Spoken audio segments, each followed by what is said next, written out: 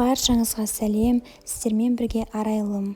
Сіздерге бүгін ең бірінші рет жасағаннан шығатын керемет блиннелердің рецептімен бөліскім келеді. Бұл рецепт өте оңай, видеоны соңына дейін қарап менімен жасаңыздар.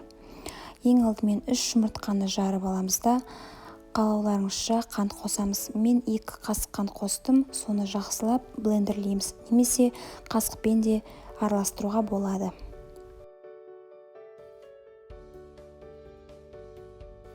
Шым-шым тұз қосамыз, ол шамамен шай қасықтың жартысындай болады.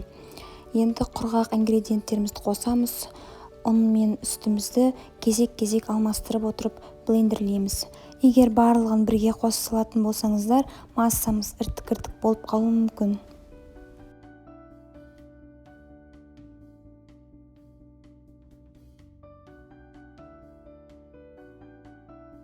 Екі үлкен ас қасық сұйық майымызды қосып, тағы да жақсылап миксерлейміз.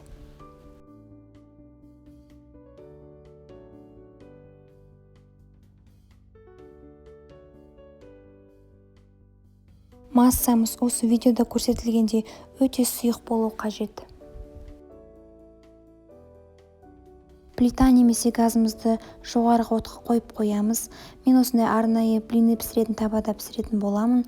Ондай таба болмаса, жай табада да жасай беруге болады. Және де ең алғаш блиннің алдында сұйық маймен майлап аламыз. Кейін майлаудың қажеті жоқ, бір рет майласаңыздар жеткілікті.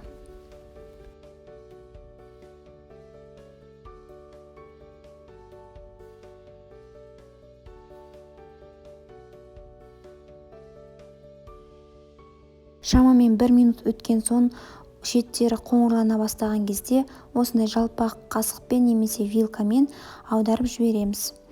Екінші жағы бірінші жағына қарағанда өте тез піседі.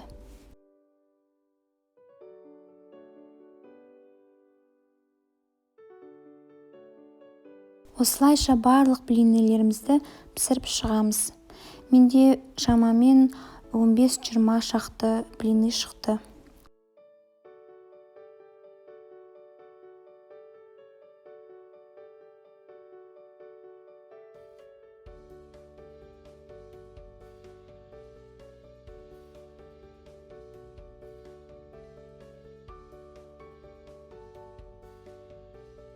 Мінекей блиннелеріміз пісті, осындай әдемі, жұмсақ, жұқа болып шығады.